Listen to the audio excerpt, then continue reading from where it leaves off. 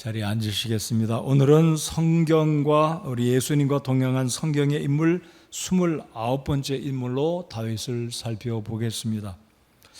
아마 모르긴 해도 성경에 여러분들이나 저나 그래도 가장 좋아하는 인물을 꼽는다면, 한 손으로 꼽는다면 5사람 중에 아마 다윗은 10중 8구 성도들은 다윗을 손꼽지 않을까 생각합니다. 저도 그렇습니다. 여러분, 다윗은 유다 베들레헴 떡집이라는 베들레헴에 태어난 베들레헴 출신입니다. 그래서 다윗은 2세의 8아들 중에 막내였는데요. 대언자 사무엘은 하나님의 명령을 받고 이제 사울이 하나님께 버림을 받았다는 16장 마지막 절, 그리고 하나님께서 사울을 왕으로 삼으신 것으로 인해 슬퍼하셨더라라는 말씀이 있습니다. 그래서 하나님은 이제 사무엘을 보내서 하나님이 세우신 왕을 다윗으로 세우기 위해서 사무엘 선지자를 이새의 집으로 베들레헴으로 보내십니다. 여러분이 알고 계시겠지만 사울은 사람이 요청해서 세워진, 어찌 보면 인위적으로 세움을 입은 왕이라면 다윗이야말로 진정으로 하나님이 세워주신 이스라엘의 성군, 이스라엘의 왕이다라는 것입니다. 오늘 읽은 16장에 보시면 하나님은 사람을 외모로 보시고 임금으로 왕으로 세우시는 분이 아니라 하나님의 마음에 합한 하나님의 그 판단에, 하나님의 그 사람의 중심을 보시고 왕으로 세우시는 하나님이심을 발견하게 됩니다. 자, 드디어 이 사무엘이 하나님의 명령에 따라 베들레헴을 방문하게 되는데요. 하나님의 대언자 사무엘도 사울이 두려웠던 모양입니다. 하나님이 사울을 버렸고 이제 새로운 왕으로 세운다고 하니까 사무엘이 뭐라고 이야기합니까? 내가 왕이 버젓이 살아있는데 또 다른 사람을 기름 부어 왕으로 세운다면 사울이 나를 죽이면 어떻게 합니까? 두려운 마음을 가지고 이제 하나님께서 명하신 이 명령을 받들고자 하게 되는데 하나님께서 또 방법을 일러주십니다. 화목제를 드리려고 암송아지를 끌고 가라. 그래서 누군가가 물으면 우리 하나님께 희생물을 드리러 왔다, 이렇게 이야기하라라고 이야기를 우리 주님이 말씀을 하십니다. 아무튼 사무엘이 이제 주의 명령에 따라 베들레헴을 방문하게 될 때 베들레헴 사람들이 사무엘을 알아보고 평화를 위해서, 평강을 위해서 오십니까? 이렇게 묻지 않습니까? 내가 그래 평강을 위해서 왔다라고 대답을 하고 이제 이새를 부르고 아들들을 다 부르라고 이야기합니다. 그리고 희생물을 드리는 일을 위해서 아들들을 초청하게 되는데 첫째 아들 장자 엘리압을 볼 때 이 사무엘이 금방 이 엘리압의 모습을 보고 신체에 출중한 그의 모습을 보고 바로 이 친구가 하나님이 왕으로 세우실 사람인가 보다. 그런데 하나님께서 뭐라고 말씀하십니까? 우리 7절을 다 같이 읽어보시겠습니다. 다윗 왕과 연관되어진 이 7절의 의미, 그리고 하나님은 사람의 외모를 보시고 하나님의 일꾼으로 세우는 분이 아니다라는 그 구절이 7절에 있습니다. 우리 읽었지만 또 한번 읽습니다. 시작. 주께서 사무엘에게 이르시되 그의 용모나 키의 크기를 보지 말라. 내가 이미 그를 버렸노라. 주는 사람이 보는 것처럼 보지 아니하나니 사람은 겉모습을 보나 주는 마음을 보느니라. 자, 오늘 16장 1절이 시작될 때 마지막 15장 끝절에서 버렸다는 말씀이 언급되고요. 그리고 엘리압을 향해서 하나님께서 내가 이미 그를 버렸다, 또다시 버렸다는 말이 나오고 있습니다. 자, 우리가 하나님 앞에 버림받은 사람이 되지는 않겠지요. 구원받았으니까. 그러나 하나님 앞에 영원히 버림받았다는 의미보다는 하나님의 의에 쓰임받는 그 일에 버림받는다면 얼마나 비참하고 불행한 일이겠습니까? 저나 여러분이나 하나님 앞에 여러 가지 모양으로 쓰임받는 복된 인생들이 다 되시기를 바랍니다. 이렇게 소원하십시오. 나이와 물어나고 성별과 물어나고 가진 것과 배운 것과 물어나고 우리가 주님을 섬기는 이 세상에 살아가는 동안에 하나님께 쓰임받는 다윗과 같은 사람이 되는 이 저녁 시간이 되기를 바랍니다. 그래서 하나님은 사무엘에게 네 판단대로 엘리압의 용모를 보고 아비나답이나 삼마의 모습을 보고 결정하지 말라. 둘째도 지나고 셋째도 지나고 그렇게 해서 7째까지 전부 다 사무엘의 앞을 지나는데 하나님께서 일러주시기를 얘도 아니다, 얘도 아니다.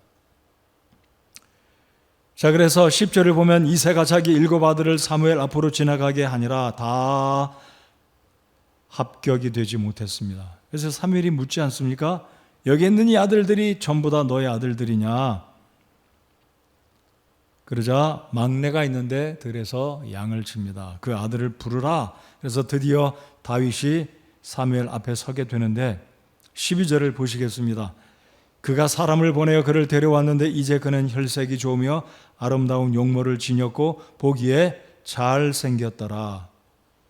여러분, 우리가 7절의 말씀을 비교해 볼 때 하나님께서 다윗을 두 번째 왕으로 세우시고자 기름을 부으신 것은 다윗의 외모 때문이 아니다라는 것을 우리가 알아야 합니다. 물론 이 12절에 표현된 이 다윗의 외모가 얼마나 잘생겼습니까? 혈색이 좋고 아름다운 용모, 그러니까 미남인 거죠.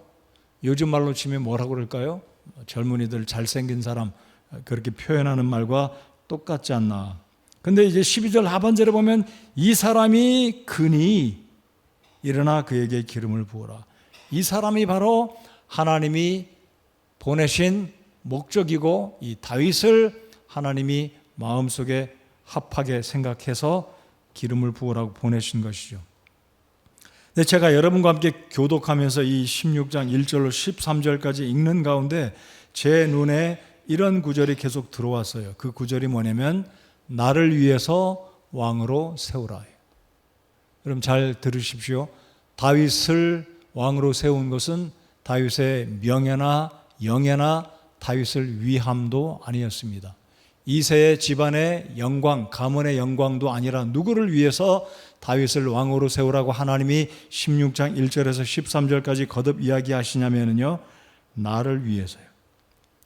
우리 한번 따라서 해 주시면 고맙겠습니다. 나를 위해서.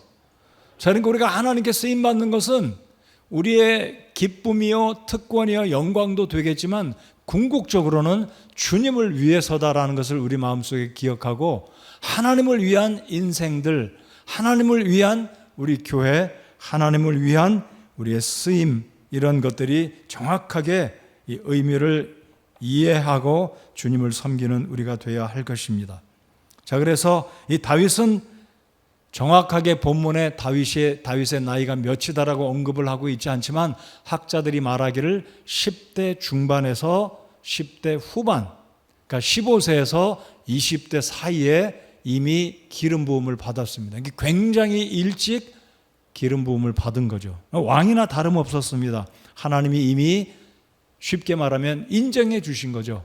그러나 사람들이 아직 알아보지 못하고 인정하지 않고 17장에 가면 어떤 사건이 벌어집니까? 다윗이 드디어 골리앗을 무찌르고 다크호스로 떠오르는, 갑자기 이스라엘 백성들이 주목하는 인물로 인기를 받게 되는. 자, 그래서 이 다윗은 10대 중반에서 후반에 기름 부음을 받고 왕으로 이미 하나님에 의해서 정해진 귀한 일꾼이 됐다라는 겁니다. 그런데 우리가 다윗의 일생을 보면 사무엘기 상하나 열왕기 상하를 보면 이 다윗이 얼마나 많은 고생을 했습니까?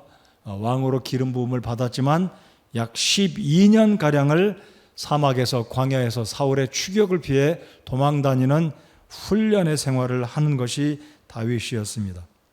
자, 이 다윗의 구약에서의 다윗의 언급을, 다윗의 어떤 아름다운 모습을 제가 설교 중간에 오늘 몇 가지를 말씀드리겠지만은요, 구약 성경은 언급을 하지 않더라도 신약 성경에서만도 다윗을 언급한 횟수는 무려 57회나 됩니다. 그러니까 다윗 한 사람을 신약 성경이 무려 57번이나 언급했다는 것은, 57번이나 언급했다는 것은 다윗이 얼마만큼 성경에서 집중을 받고 있는 굉장한 인물이고 하나님의 종이었다라는 것을 우리가 알 수 있다라는 겁니다. 그래서 신약 성경 첫 번째 책 마태복음 첫 장 1절에서 아브라함과 다윗의 자손, 다윗의 이름이 언급되고요. 그리고 신약성경 마지막 책 요한계시록의 마지막 장 22장에서도 이 다윗에 대한 언급이 되어 있습니다. 여러분, 신약성경에서 다윗의 이름이 가장 유명하게 언급되어진 구절이 있다면 특별히 복음서에서 어떤 구절이겠습니까? 다윗의 자손 예수여. 그만큼 이 다윗은 예수님의 조상이라는 것을 복음서의 기자들이 강조하고 있습니다. 자, 그러면 먼저 이제 오늘 하나님과 동행했던 여주 동행의 29번째 인물로 다윗을 살펴보고자 할 때 저는 구약 성경에 이 다윗이 어떠한 믿음이 있었고 어떤 인품을 지닌 정말 리더였는지, 사람들에게 존중을 받고 하나님께 쓰임받는, 아까 제가 말씀드렸듯이 하나님을 위해서 기름 부음을 받고 왕으로 세움을 입은 이 다윗이 어떤 사람이었는지 여러분이 알고 계시겠지만 다시 한번 상기시켜드리는 측면으로 몇 가지를 한번 다윗의 다윗됨, 다윗의 인물이 어떤 사람인지 한번 살펴보겠습니다. 자, 다윗은 방금 말씀드렸듯이 12년가량을 억울하게 목숨을 위해 도망 다녀야 되는 광야에서 12년가량의 세월 동안 이 사울을 죽일 기회가 2번 있었음에도 불구하고 다윗은 자신의 장인이기 때문에, 자신의 왕이기 때문이 아니라 무엇보다 먼저 하나님이 사울을 기름 부어서 세웠던 하나님의 사람이라는 것 때문에 사울을 존중하고 죽이지 않았다라는 겁니다. 그러니까 이 다윗은 하나님의 기름 부음 받았던 이 사울이라는 그 직분, 하나님이 인정하시고 하나님이 세우셨다는 측면에서 다윗은 사울을 해하지 않는 이러한 이 믿음의 사람이었다라는 것입니다. 또 하나 우리가 알 수 있는 것은 사무엘기하 1장을 읽어보면 사울과 이 요나단이, 사울의 아들들이 블레셋과의 전쟁에서 다 죽습니다. 그렇죠? 아들들과 사울이 죽임을 당하는데 아마 저 같으면 야, 이제야 내 세상에 오는구나, 잘 됐다, 하나님 드디어 저에게 기회를 주시는군요 하고 기뻐하고 축하하는 그런 분위기를 다윗이 만든 것이 아니라 애곡을 합니다. 슬퍼합니다. 애도를 표합니다. 그래서 사무엘기하 1장 17절 27절을 보면 이 사울을 칼을 들어서 사울을 죽였던 아말렉 청년을 죽이라고 명하지 않습니까? 그리고 다윗이 시를 짓습니다. 일명 활의 노래. 얼마나 슬펐으면 여러분 기억하시겠지만 다윗과 요나단이 헤어질 때 마지막 활놀이 하잖아요. 활을 쏘고 화살이 소년에게 너 머리로 지나갔다, 네 머리 앞에 있다, 이 사인을 가지고 다윗이 요나단과 함께 약속을 하는, 그래서 내가 너를 떠난다는 이 의미를 활을 가지고, 화살을 가지고 했던 그것을 기억하며 활의 노래라는 시가 사무엘기하 1장에 기록되어 있는데요. 이 다윗은 사울과 요나단이 죽었다는 소식을 듣고 정말로 가슴 아파 애곡을 합니다. 애도를 표합니다. 여러분은 어떨지 모르겠습니다. 이게 바로 다윗의 위대한 믿음의 사람, 하나님의 사람을 그래도 존중하는 다윗의 믿음과 다윗의 인격, 인품이었다라는 것입니다. 자, 그런데 이 사무엘기하 1장 끝부분을 보면 다윗이 이런 그 활의 노래 가운데 이런 시를 표현합니다. 이런 시를 읊조리며 슬픔을 고백하는데, 내가 나를 사랑함이 놀라워서 여인들의 사랑을 능가하였도다. 다윗과 요나단의 사이, 이 우정에 대해서 요나단에게 내가 나를 사랑함이 놀라워서 뛰어나서 여인들의 사랑을 능가하였도다. 근데 이 구절을 가지고 동성애자들은 봐라, 다윗과 요나단이 동성애자였다라고 황당하게 자기들 멋대로 해석을 합니다. 절대로 다윗과 요나단은 동성애자가 아니죠. 말씀 안에서, 은혜 안에서 요나단이 왕위를 이어받을 사람 1순위였는데 다윗은 요나단의 말을 듣고 이 나이로 보면 요나단이 훨씬 형이잖아요. 그럼에도 불구하고 이 요나단의 그 믿음, 요나단의 그릇됨을 알아보고 이 우정을 정말로 돈독하게 한 다윗과 요나단의 사이였기 때문에 전쟁터에서 요나단이 죽자 다윗은 그토록 슬픔을 표현하였습니다. 또한 이 다윗이라는 인물은 간사함을 모르며 불의를 참지 못하는 사람이었습니다.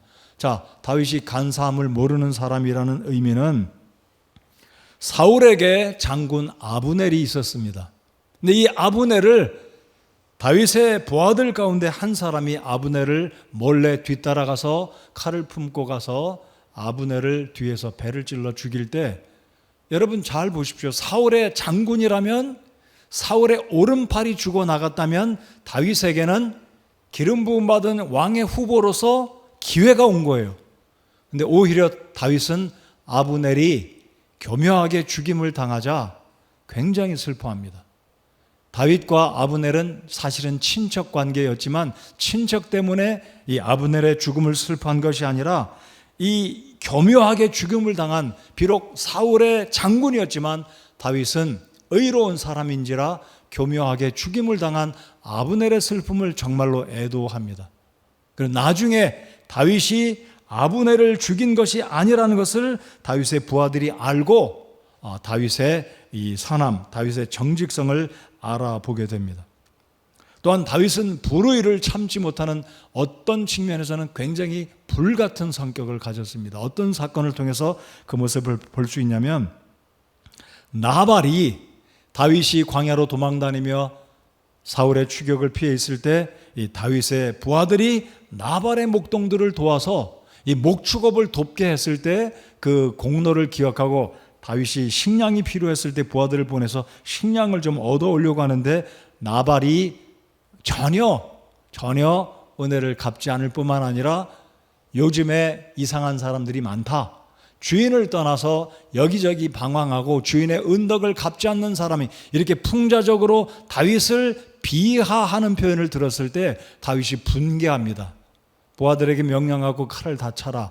오늘 밤에 이 나발의 집안에 벽을 향해서 소변을 보는 남자들 가운데 하나라도 살아남는다면 하나님이 내게 벌을 내리시고 또 내리기를 원한다. 이 나발에, 우리 말에 그러잖아요. 나발이고 뭐고 없다, 이런 말이 있잖아요. 이 다윗은 정말 화가 나가지고 분개하고 나발과 그 집안에 있는 모든 남자들을 전부 다 죽이려고 했습니다. 그러니까 이 다윗은 그러니까 불의를 참지 못하는 사람이었습니다.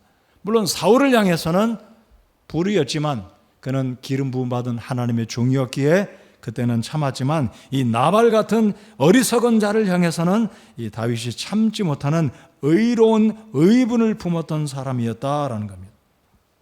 자, 다윗의 모습은 또 하나 우리가 사무엘 상하를 읽다 보면 이 다윗이 결국은 블레셋 진영으로 도망을 가지 않아요? 그리고 시글락에서 전쟁을 이제 벌이게 되는데, 이 다윗이 블레셋을 도와서 사울의 군대와 전쟁을 참여하려고 할 때 블레셋의 신하들이 저 다윗은 안 됩니다 하고 충언을 할 때 결국 다윗은 블레셋 편에 서서 이스라엘 군과 전쟁을 참가하지 못할 때 돌아오게 되는데, 그 사이에 자기의 마을에 있는 부인들과 양식들, 식량들이 다 빼앗겨서 굉장한 곤경에 처하게 될 때 다윗이 하나님께 기도하게 되고, 결국은 시글락의 그 뒤를 쫓아가서 아말렉을 다 무찌르고 부인들과 여인들을 다 되찾아오고 전리품을 얻어오게 됩니다. 많은 전리품을 가져오게 됩니다. 그럴 때 피곤하고 지쳐서 강을 건너지 못하고 기다리고 있던 다윗의 군사들이 있었습니다. 자, 그런데 전쟁에서 승리하고 전리품을 많이 두둑하게 가지고 왔던 병사들이 다윗이 말하기를 이 모든 전리품을 함께 나누자라고 말할 때 전투에 참여했던 사람들이 안 됩니다. 이 사람들이 공로가 뭐가 있다고, 이 사람들은 부솔 시내에서 쉬지 않았습니까? 이들에게 주지 말아야 됩니다라고 말할 때 다윗은 아니다. 피곤해서 참여하지 못했지만 이들도 전리품을 갖는 것이 합당하다라고 부솔 시내가에 쉬고 있던 군사들에게도 균등하게 전리품을 다 나누어주는 정의 있는 리더였다라는 것을 우리가 다윗의 삶을 통해 볼 수가 있습니다. 또한 다윗은 어떤 사람이었습니까? 이 사울의 추격을 피해 광야에서 다닐 때 얼마나 목이 말랐으면 다윗이 스스로 탄식을 하잖아요. 야, 누가 내 고향 베들레헴 성문 곁에 있는 그 우물에서 물을 길어다가 나에게 마시게 할까? 스스로 혼자서 이렇게 탄식하듯 말했을 때 다윗의 부하들이 그 말을 듣고 적진을 뚫고 가서 목숨의 위협을 무릅쓰고 물을 길어다 다윗에게 갖다 바칩니다. 왕이시여, 우리가 이리에서 물을 길어왔으니 마십시오. 그럴 때 다윗이 뭐라고 이야기합니까? 참 잘했다. 참 너희들은 나를 위하는 내 부하다. 이렇게 말하지 않고 물을 벌컥벌컥 마신 것이 아니라 괴로워하면서 이 물은 자신의 위험을 돌아보지 않고 적진을 뚫고 가서 물을 길어왔으니 내가 어찌 사람의 피와 같은 이 물을 마실 수 있으리요 하고 그 물을 땅에 쏟아 부어서 하나님께 드리면서 자신을 위해서 목숨을 돌아보지 않았던 그 부하들을 정말로 고맙게 생각하고 그 물을 하나님께 부어드리는 부하들을 생각하는 진정한 리더의 모습을 또 이런 장면에서 볼 수가 있습니다. 자, 다윗의 또 다른 모습을 하나 보면 사무엘기하, 다윗이 이제 노년에 인구조사를 하지 않습니까? 자신의 수하에 있는 군대의 숫자가 몇인지 인구조사를 하게 되는데 결국은 하나님의 진노를 입고 하나님의 선택을 하지 않습니까? 3년에 어떤 도망 다니면서 적군에게 쫓겨서 3년을 도망 다니든지 3개월에 무엇도 3주. 근데 다윗이 선택한 것은 3일. 하나님께서 벌을 내리시는 것이 적군에게 벌 받는 것, 적군에게 위험을 당하는 것보다 차라리 하나님께 3일간 하나님에 의해서 혼나는 게 좋겠다 싶어서 3일간을 선택하게 되는데 역병에 의해서 이스라엘 백성들이, 무고한 백성들이 몇이 죽어나갔습니까? 7만 명이 죽어나갑니다. 그때 다윗은 그 모습을 보고 하나님께 통곡하고 괴로워하면서 하나님께 회개하고 하나님, 무고한 내 백성이 더 이상 죽어가는 것을 보지 못하겠습니다. 하나님 용서해 주시고 진노를 멈추시고 내가 회개하오니 주님 저들을 더 이상 저들을 무고한 백성들을 해하지 마십시오라고 기도하는 모습을 볼 때 우리는 이 다윗이 과연 자신의 죄를 인정하고 책임 소지를 인정하는 성군의 모습을 볼 수 있다라는 것입니다. 요즘 세상에 어떻습니까? 그렇지 않잖아요. 핑계대고 구실대고 저 사람 탓이요, 환경 탓이요. 제가 오늘도 잠시 생각해 봤습니다. 잼버리 대회가 굉장히 참 안 좋지 않은 모습으로 끝마쳤는데 최근에 매스컴에서는 어떻게 누구 책임인지 전북 도지사인지 누군지 하더니 영두삼이식 어떻게 된지 잘 모르겠어요. 그래서 이거 어떻게 된 건가? 그냥 이렇게 끝마치나 보다 문득 생각이 들었습니다. 어떤 리더 하나 내 잘못이요라고 인정한 모습을 잘 보지 못했던 것 같아요. 근데 다윗은 이러한 환경에서 자신의 책임을 통감하고 하나님의 백성들이 죽어가는 모습을 보고 괴로워하고 마음 아파하면서 하나님 진노를 멈추시고 제가 회개하오니 차라리 저의 집안, 저의 조상 차라리 저를 벌해 주십시오라고 하나님께 기도하는 참다운 리더의 모습, 성군의 모습을 볼 때 다윗은 정말 믿음의 사람이고 그의 인품이 어떠한 사람인지, 하나님 앞에 리더로 쓰임받는 사람의 모습과 조건은 어떠한 모습이 돼야 하는지 다윗의 삶을 통해서 발견할 수가 있었습니다. 자, 이제 두 번째로 여주동행했던 이 다윗은 어떠한 모습을 가지고 있었는지, 이 다윗이 왕으로 세움을 입었을 때 모습을 잠깐 살펴보시면 사무엘기하 5장부터 11장까지 이 다윗이 10대 중반 그리고 10대 후반에 기름 부음을 받고 왕이 됐지만 사실 왕으로 이제 보위에 오른 것은 30세였습니다. 그러니까 처음부터 통일 왕국 전체 12지파가 지지하는 왕이 아니라 유다 지파만, 한 지파만 지지하는 헤브론에서 왕으로 등장하게 되고 7년간 유다의 왕으로 하나님께 쓰임을 받게 되었고, 사울이 이제 죽고 사울의 손자, 그러니까 요나단의 아들이 왕으로 세움을 입으려고 하지만 그의 아들 사울의 손자가 죽게 되었을 때 드디어 12지파가 장로들이 다윗에게 나와서 우리의 임금이 되십시오라는 요청을 할 때 다윗이 드디어 이제 이스라엘의 12지파가 인정하는 왕으로 기름 부음을 다시 받고 드디어 12지파가 인정하는 왕이 되어서 통틀어서 33년을 더해서 40년간을 이스라엘의 왕으로 수임을 받게 됩니다. 자, 그래서 역대상 12장을 보면 이 다윗이 왕으로 등장할 때, 대관식으로 왕의 보위 위에 오를 때 무장한 이스라엘의 군대의 숫자만 34만 명에 달할 만큼 이 이스라엘은 강력한 군대와 부강한 나라, 통일 왕국의 모습을, 위용을 갖춘 모습을 보게 되는데, 바로 이 다윗은 하나님에 의해서 드디어 12년 안팎의 긴 세월의 고난과 훈련을 통하고 드디어 하나님이 인정하시는, 하나님께 쓰임받는 왕으로 보위에 오르게 되는 모습을 우리가 구약성경에서 발견하게 됩니다. 그래서 오늘 이 사무엘기상 16장에서 보셨듯이 기름 부음을 받고, 꼭 기억하십시오, 하나님을 위한 왕으로 세움을 입었다. 다윗은 다윗을 위해서나 이세의 집안을 위해서 왕으로 세움을 입은 것이 아니라, 나아가서 이스라엘을 위해서도 왕으로 세움을 입은 것이 아니라 누구를 위해서 왕으로 세움을 입었다고요? 하나님을 위해서. 그래서 우리가 어떤 모양으로, 어떤 분야에서, 어떤 모습으로 주님께 쓰임받는 일꾼이 되든지 누구를 위한 일꾼이 돼야 합니까? 하나님을 위한 일꾼으로 우리가 쓰임받아야 된다라는 사실을 우리가 다윗의 생애를 통해서 교훈을 받는 우리가 되기를 바랍니다. 자, 세 번째로 생각하고 싶은 것은 이 다윗의, 이 여주 동행했던 다윗의 삶을 통해 우리가 꼭 기억해야 될 것은, 다윗이 범죄한 이후에는 방금도 말씀드렸듯이 군사의 숫자를 헤아리고 하나님 앞에 회개했듯이, 다윗은 시편 51편에 기록했듯이 다윗은 밧세바를 통해 참 부끄러운 죄를 저지른 이후에, 그리고 그의 남편을 죽인 이후에 회개하는 사람이었다라는 것입니다. 그래서 다윗의 인물됨, 다윗의 믿음, 이 다윗이 하나님께 어떻게 해서 하나님의 마음에 합한 사람이라고 인정받았는지, 여러분 성경에 하나님의 마음에 합하다 이런 굉장한 칭찬을 들은 사람은 모세도 바울도 아브라함도 아니었습니다. 딱 한 사람이에요. 하나님의 마음에 합한 사람. 자, 하나님의 마음에 합하다는 이 말은 다른 말로 표현하면 무슨 표현이 되겠습니까? 하나님의 마음에 쏙 드는 사람입니다. 다윗 한 사람이었어요. 그런데 문제가 무엇입니까?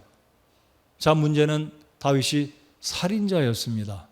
다윗이 간음죄를 저지른 사람입니다. 여러분, 다윗을 제외하고 모세라든지, 모세는 물론 반석을 진노하는 가운데 말로만 물을 내라고 하나님이 명령하셨음에도 불구하고 화를 내고 반석을 두드려 치지 않았습니까? 그것도 2번씩이나. 그런 실수가 있었지만 모세도 바울도 어떤 성경의 인물도 하나님의 마음에 합하다, 하나님의 마음에 쏙 든다라고 표현한 인물은 사실 다윗이 유일한 사람입니다. 자, 그렇다면 왜 하나님은 다윗을 내 마음에 쏙 드는 사람이라고 표현하셨는지, 자, 다윗의 범죄와 그의 회개하는 모습을 한번, 우리가 잘 아는 표현이지만 시편 51편을 보면 이 다윗은 하나님 앞에 그 부끄러운 간음죄를 저지르고, 그리고 나아가서 밧세바의 남편인 자신에게 충성을 다했던 그 우리야. 그럼 얼마나 충성스럽습니까? 전쟁하다가 예루살렘에 돌아오지 않아요?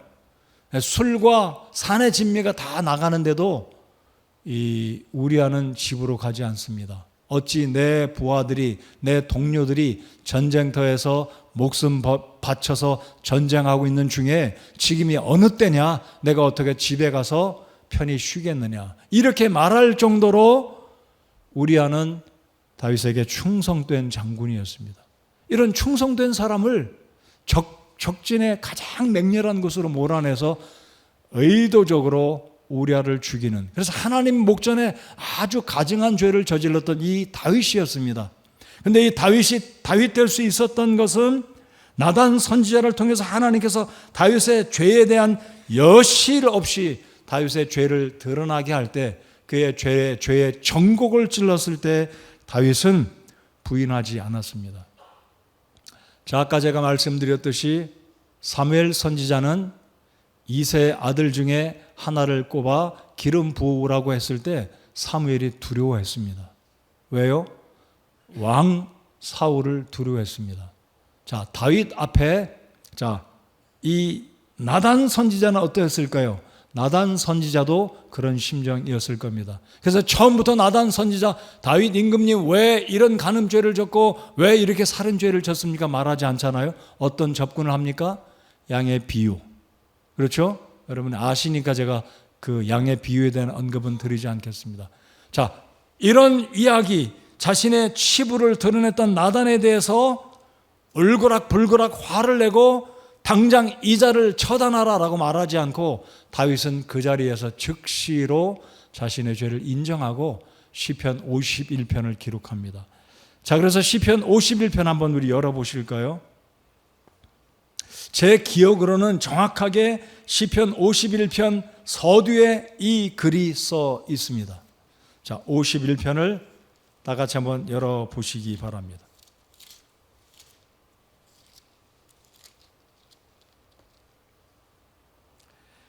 자, 1절 위에 51편을 소개하는 글이 붙어 있습니다. 다 같이 읽어보겠습니다.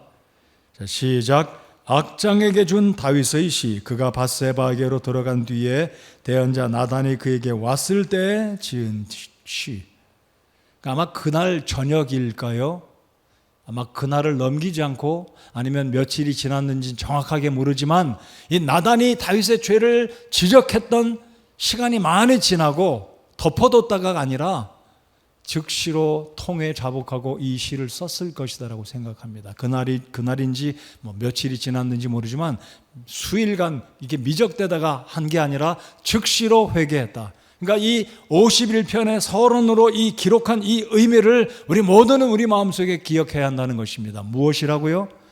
성령께서 우리의 죄를 보여주실 때 묵혀두지 말고 핑계대지 말고 익스큐즈 하지 말고 즉시로 하나님 죄를 인정하고 회개할 때 죄의 사유하심, 죄의 용서를 받는 은혜가 우리 모두에게 있을 것을 믿어야 할 것입니다.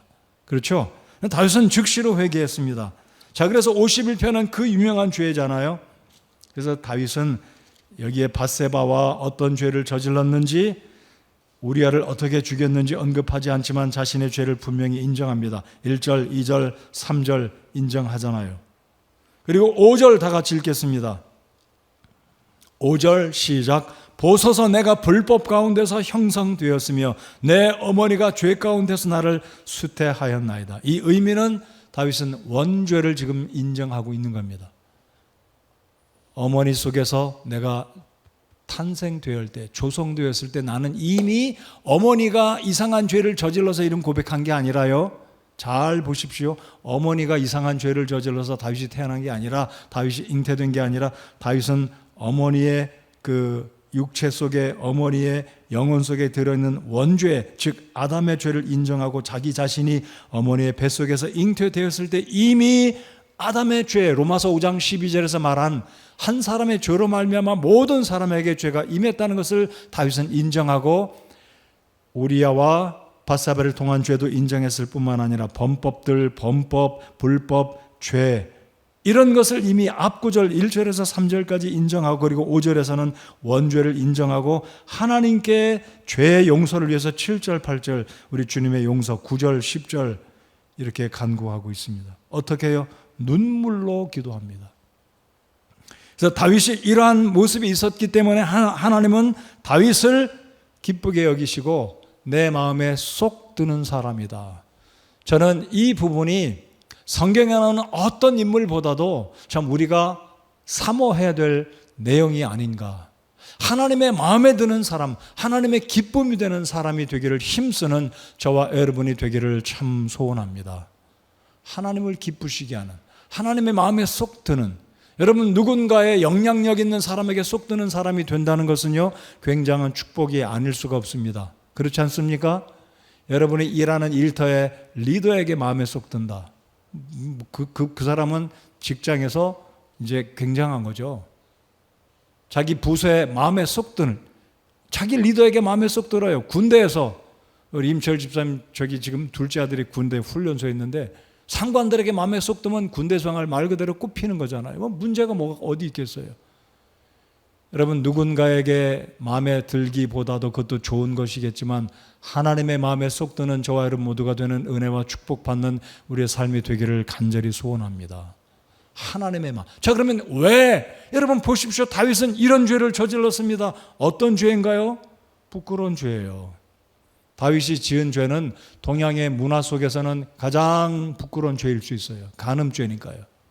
여러분 서양 사람들은 간음죄 그렇게 부끄럽게 생각 안 해요. 부정직한 거 가장 부끄러운 죄로 생각합니다.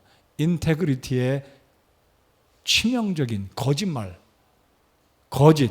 이건 서양 사람들의 생각하는 죄의 순위에서 1순위라고 우리가 알고 있는데 아무튼 동양에서는 이 유대인들에게 히브리인들에게 있어서도 이 간음죄 그리고 살인죄 이거 얼마나 큰 죄입니까? 여러분 분명히 십계명에 언급됐잖아요. 내 이웃에게 거짓 증거하지 말라, 살인하지 말라, 간음하지 말라. 다 들어있어요. 그런데 그럼에도 불구하고 하나님은 다윗을 내 마음에 속 드는 사람이라고 말한 이유가 무엇일까요? 자, 그리고 오늘 다윗의 삶을 통해서 네 번째로 생각해 보기 원하는 것은 하나님은 다윗을 내 마음에 합한 자라고 사도행전에 신약성경에 언급했을 뿐만 아니라 하나님은 다윗에게 언약을 맺어 주십니다. 이런 성경에 보면 아브라함의 언약, 노아의 무지개 언약 이런 언약들이 등장하는데 이 언약들 가운데 굉장히 중요한 언약이 다윗의 언약입니다. 데이비딕 커버넌트라고 합니다. 데이비딕 커버넌트.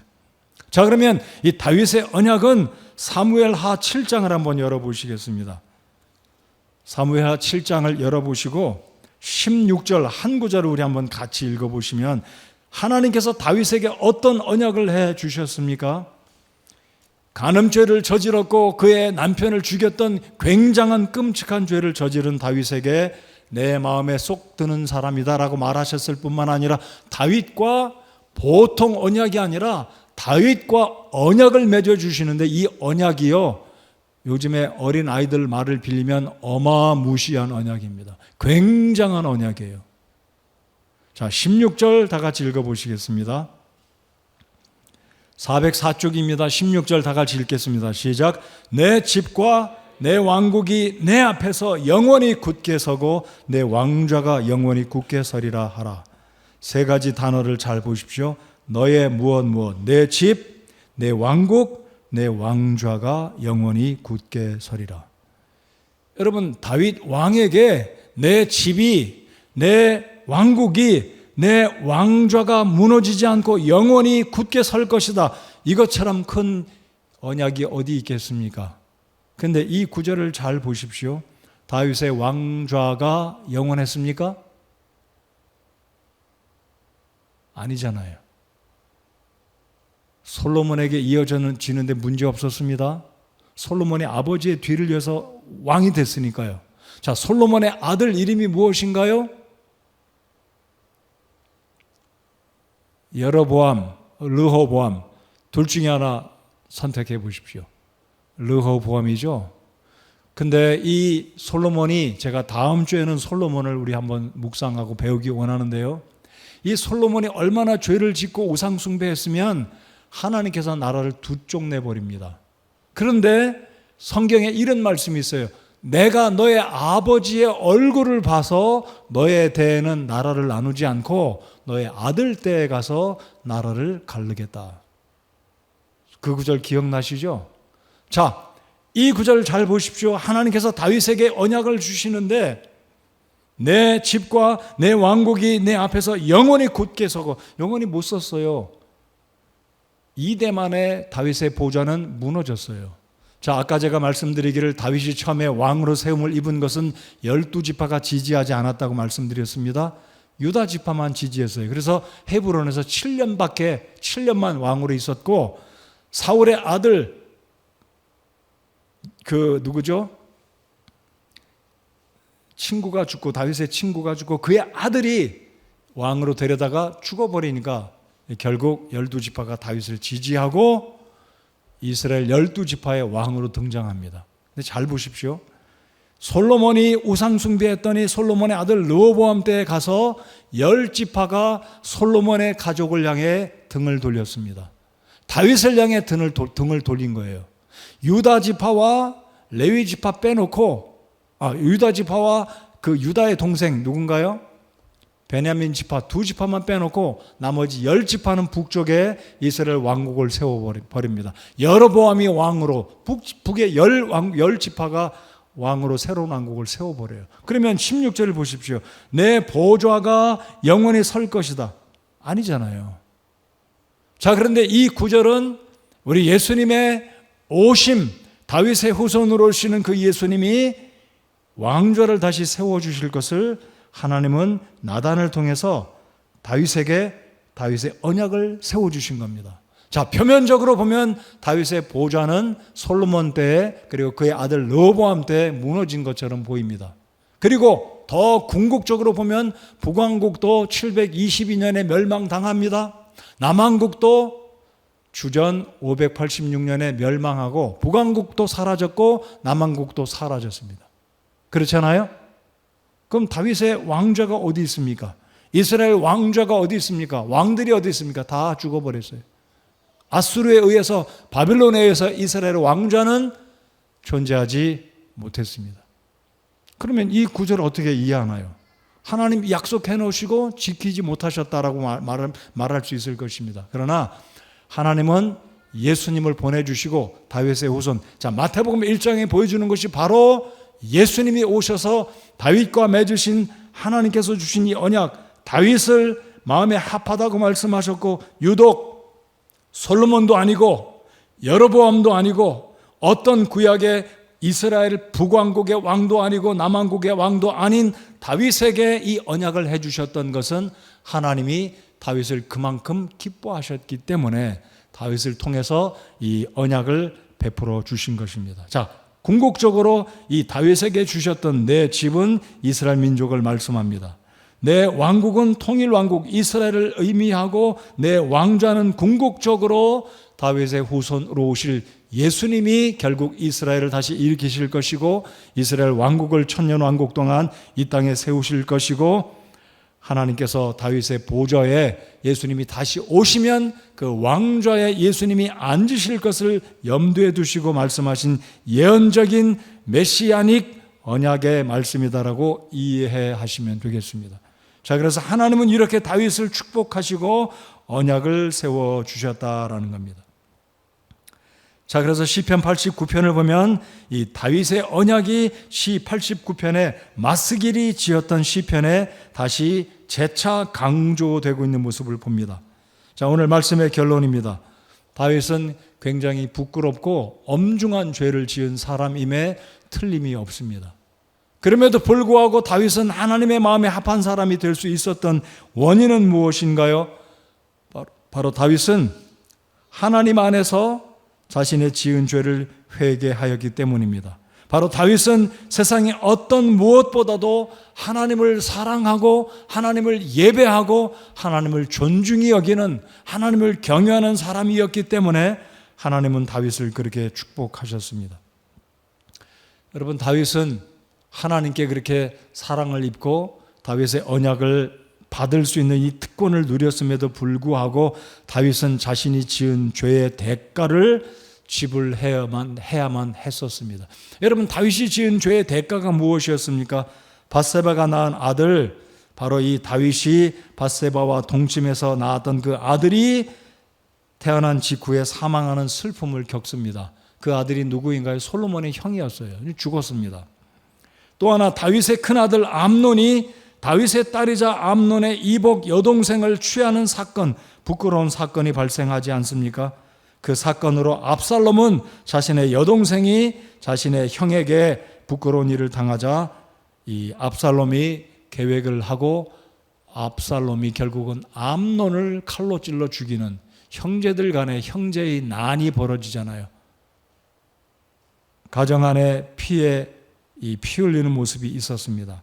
압살롬은 반역을 일으키고 아버지를 밀어내고 왕좌에 앉으려고 혁명을 일으켰습니다. 또한 압살롬은 아버지의 첩들을 범하게 되는 이 참 부끄러운 이 일들이 다윗의 집안에 있었다라는 겁니다.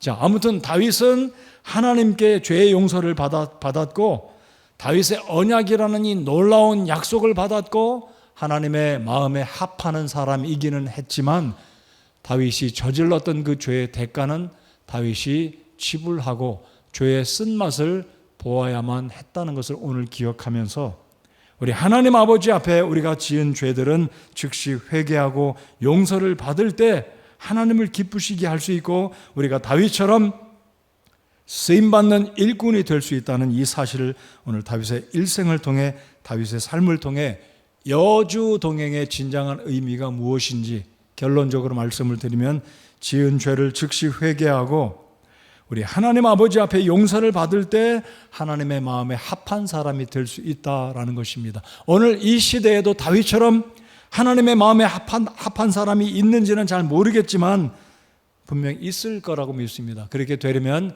오늘 다윗처럼 지은 죄를 저질렀을 때, 지은 죄가 있을 때 하나님 앞에 회개하고 자복하고 하나님께 용서를 받고 하나님을 경외하고 하나님 예배하기를 힘쓰고 세상의 어떤 무엇보다 하나님을 사랑할 때 우리가 하나님 앞에 주님과 동행하는 인물로 하나님을 기쁘시게 할 수 있다는 이 사실을 오늘 다윗의 삶을 통해 살펴보았습니다. 자, 다윗은 예수님을 나타내는 상징적인 인물입니다. 바로 예수님께서 우리를 그렇게 죄 용서해 주시고 십자가 위에 희생당하심으로 우리를 구원하신 귀한 우리의 주님이라는 것, 우리 하나님은 우리를 용서하시고 회개할 때 우리의 지은 죄가 무엇이든지 용서하시기를, 은혜 베푸시기를 기뻐하는 자비로우신 하나님이라는 것을 확신하고 하나님께 가까이 나아가는 이 저녁 시간이 다 되시기를 바랍니다. 다 같이 일어나서 우리 함께 찬송하시겠습니다.